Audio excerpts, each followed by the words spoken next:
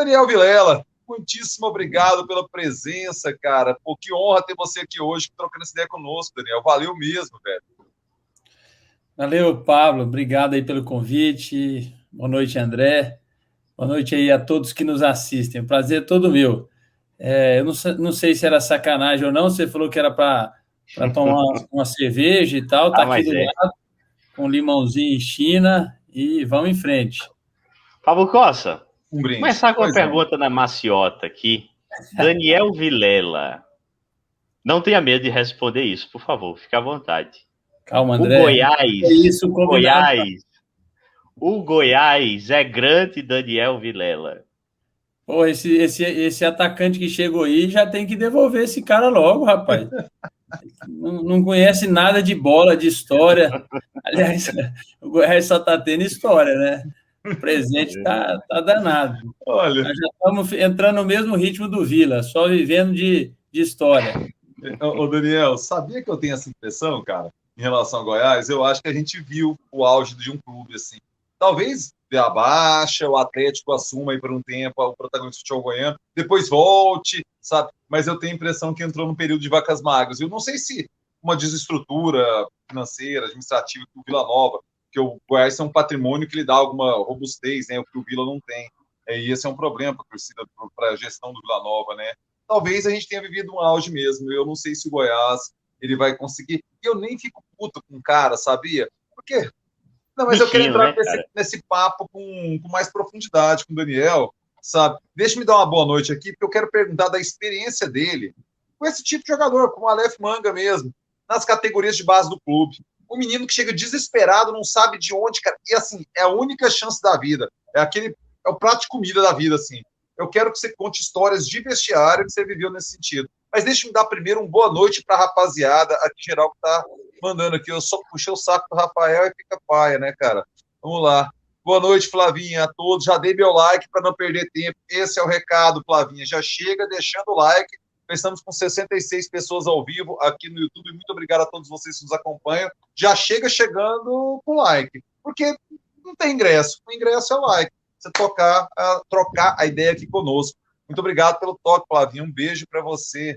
Vamos lá, Nivaldo. Daniel será o próximo governador de Goiás. Vamos trocar ideia sobre isso, conversar.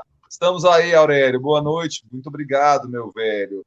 Luciano Novaes, boa noite, queridaços. É isso, é nóis, cara. Boa noite, Wesley. E vamos dar aqui, boa noite, Cabra da Peste. É mais novo do que eu pensava, sim. Ele é velho nas ideias, que é principal. E ele é jovem no corpo, que é principal. É isso aí. Você está falando de quem, Pablo? O Cabra da Peste é o André. É o apelido dele lá na rádio. Dia após dia eu tô sanando esse pequeno defeito que é a juventude, Pablo Costa. Envelhecer. Porque o Nelson Rodrigues dizia, né, cara? O jovem tem todos os defeitos do velho e mais um, a inexperiência. Uma hora a gente larga a mão da juventude. Verdade. Daniel, muito pouca gente sabe, né? Você chegou a jogar ali no profissional, beirou ali, né? O time principal do Goiás, tudo, teve um trabalho longo de categoria de base ali, foi uma promessa esmeraldina, né? E em dado momento você viu que a dificuldade dessa carreira, né? Assim, o quão cruel são as peneiras que vão passando os garotos ao longo do tempo. E você tinha uma estrutura, foi estudar, foi ser vereador em Goiânia e tal, você tinha outras possibilidades. Mas eu queria trocar uma ideia sobre isso, cara. Aqueles garotos que você topava no vestiário, que não tinham possibilidade nenhuma na vida fora aquilo. Sabe assim, é a única chance dele tirar a família da merda, dele sair da merda, e ele sabe que ele carrega, é igual o Marvin, todo o peso do mundo em minhas costas, sabe assim, ele carrega a família, ele já começa a ajudar em casa com o salário da categoria de base. Como era essa experiência de vestiário, cara? Conversar com essa galera, trocar uma ideia, ser melhor amigo da galera, frequentar aniversário da galera, como que era isso, Daniel? Então, Pablo, só para aproveitar a deixa aí do André. André, eu era vereador, tinha 26 anos, 25. Aí um vereador, não vou falar o nome dele aqui, senão ele vai ficar bravo ainda, ele é bem polêmico aí. Aí ele chegou para mim e falou, eu estou inveja da sua idade, não sei o que e tal. Aí eu falei, pô, acho que você não tem que ter, não, você tem experiência, rapaz, experiência faz a diferença. Ele, ó, experiência é uma bosta, viu, cara? Você não fala um negócio desse, não. Quem fala isso para você está mentindo e tal. Mas eu acho que ele estava errado. A experiência é muito importante. A gente vai passando aí por situações na vida que que eu acho que vai melhorando a gente, né? Mas, Pablo, cara, eu assim, tive uma experiência de vida espetacular, que foi ter vivido esse mundo do futebol aí dos 7 aos 22 anos, né? Eu fiquei 15 anos lá dentro do Goiás, conheço todo mundo ali dentro, né? Vi ali o Goiás passar por uma transformação muito grande. Na minha época ainda enfim, não tinha toda essa estrutura que tem hoje, né? Que os clubes de futebol oferecem. Hoje, por exemplo, na base, você estava falando aí, tem lá tipo num hotel, né? Que os garotos chegam, ficam, moram lá dentro do CT do Goiás. Antigamente não tinha isso, então já era uma dificuldade também para aqueles que vinham de fora, do interior ou de outros estados. E isso teve uma consequência na minha vida que eu gostaria de ter tido e que não pude ter em razão do esporte, que foi talvez uma melhor formação de faculdade, sabe? Eu queria ter tido a oportunidade de ter estudado uma grande faculdade, de ter desenvolvido algumas oportunidades pós-faculdade primeiro, para depois entrar para a política, se fosse o caso, né? E o esporte não me tirou essa condição. Só que me deu um negócio que a faculdade não dá e que poucas coisas oferecem para a gente. Primeiro que o esporte é uma grande sacada para a criança despertar ali a determinação, a responsabilidade, a disciplina, né? Começar a sonhar, começar a querer entender que precisa buscar, conquistar as coisas, né? E também uma grande experiência na convivência com todos os tipos de classe social, né? As pessoas que ali passavam tudo quanto é tipo de necessidade e pessoas que tinham uma condição de vida positiva. E, de fato, é isso que você falou. Muitos ali, a única esperança era no futebol, né? E muitos deles também muito pressionados pelos pais, né? Eu lembro que, assim, eu não nego que eu vivia uma pressão também, porque meu pai era um político famoso e tal, aquela tiração de sarro sempre, né? E joga porque o pai é isso, porque o pai é aquilo e tal. Mas, assim, ainda mais um time como o Goiás, quando você chega ali dos juniores para cima, não tem essa, né, cara? Ninguém vai arriscar um jogo, um campeonato para fazer esse tipo de coisa. Mas, então, isso não era uma pressão, mas não existia isso lá. Agora, muitos dessas crianças, desses jovens, cara, o pai ficava no alambrado ali e vidrado ali, e o cara olhava para o pai e olhava se eu não fizer, e se eu errar e tal. Era a esperança e a expectativa de uma vida melhor de uma família, sabe? Então, a gente via isso muito. E tirando isso, assim, cara, eu tenho grandes amigos, né? Todos, assim, que eu convivi. E, cara, eu chego numa cidade do interior aí para fazer uma visita, sempre tem um amigo meu do futebol que vai lá e está lá, e a gente tem os grupos de WhatsApp aí, que a gente está sempre aí mantendo contato, sacaneando um ao outro, alguns aí por outros países. País não, porque a minha turma já está até aposentando, mas então está todo mundo já voltando aí. Outras cidades aqui do país, enfim, são amigos muito queridos e muito especiais, sabe?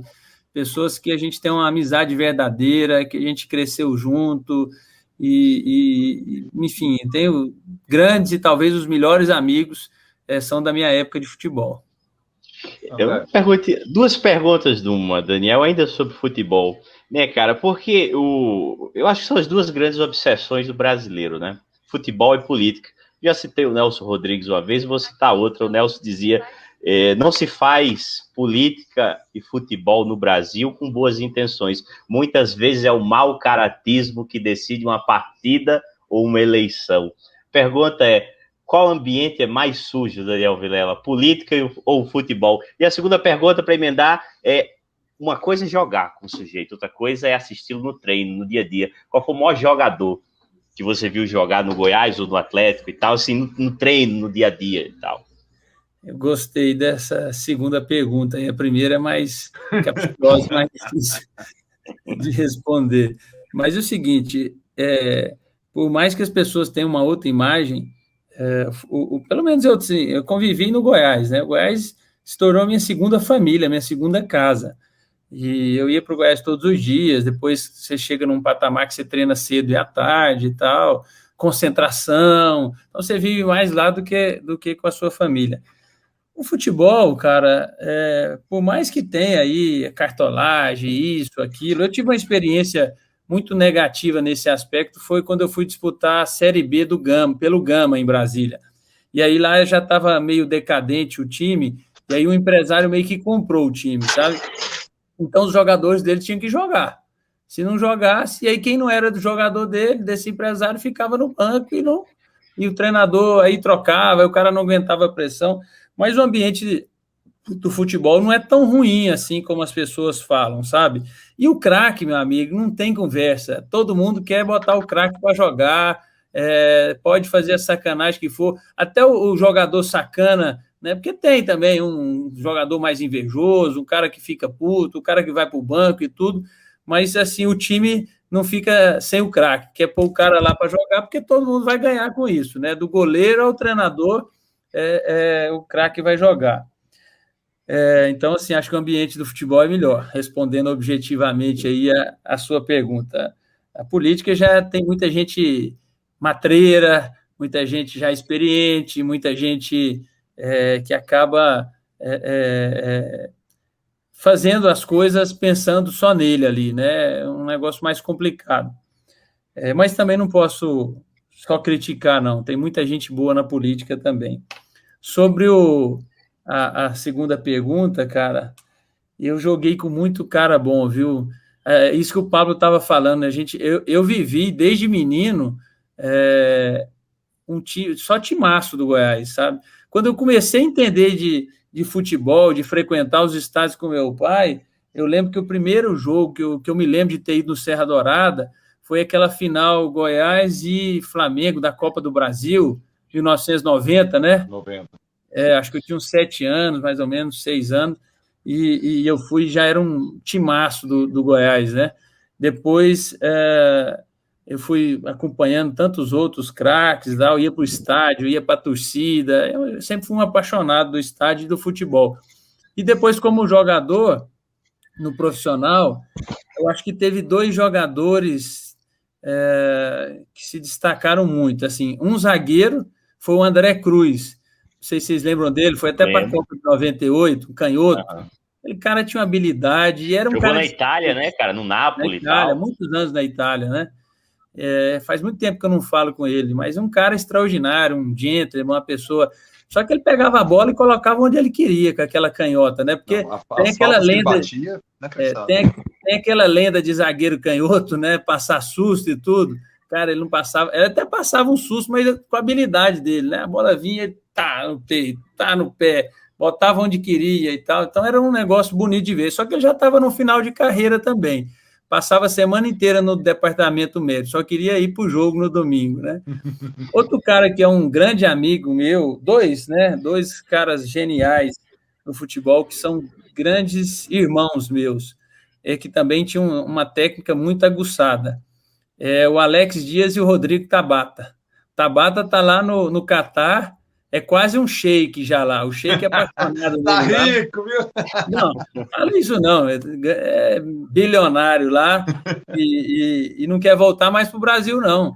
E ele já deve estar... O Tabata está chegando nos 40, já recebeu proposta para ser treinador, e o Tabata bate na bola como poucos que eu vi também. E o Alex era um craque, né? Porque era muito rápido, mas com uma técnica também muito aguçada. Inclusive, quando ele jogou no Vasco com o Romário, né? O Romário até deu declaração que tinha sido o melhor parceiro de ataque que ele já tinha jogado. Colocava a bola onde queria, deixava o Romário toda hora na cara do gol, o passe dele era leve, né? Ele batia na bola assim, só encostava nela e botava a bola onde chegava. Ele já velho, ele foi titular daquele São Paulo tricampeão, né, cara? Exato. Velho já, com uma foi bagagem nas com costas. São Paulo, com Cruzeiro, com Vasco e Fluminense, acho que não, mas ganharam Cariocas e tudo mais. E uma história interessante de vestiário, Pablo, foi a do Tabata.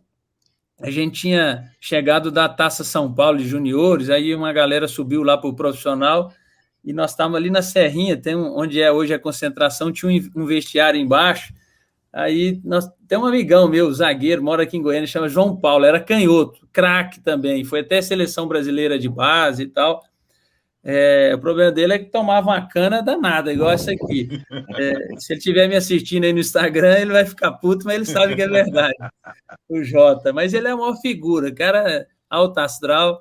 E aí nós estávamos ali, a turma já da casa, mais nova e tal, e vendo os jogadores que estavam recém-contratados, entrando, não sei o quê, de repente entra o Tabata, não sei se vocês lembram, tinha um cabelão igual ao do Pablo, assim, usava uma tiara, né?